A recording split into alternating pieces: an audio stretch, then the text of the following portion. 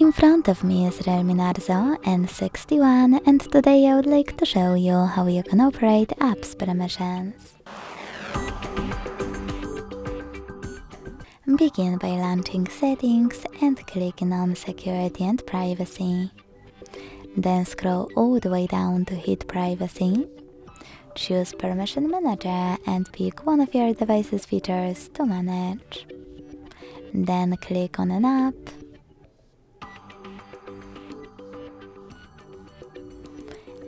and pick one of those options. When you finished, go back. If you want to manage one of your apps instead of one of your features instead, tap on any feature to find an app that you wish to manage. Click on it, select See All Permissions and operate all of those only for chosen app the same way. Thanks so much for watching. If you enjoyed this video, leave a like, comment and subscribe. Bye!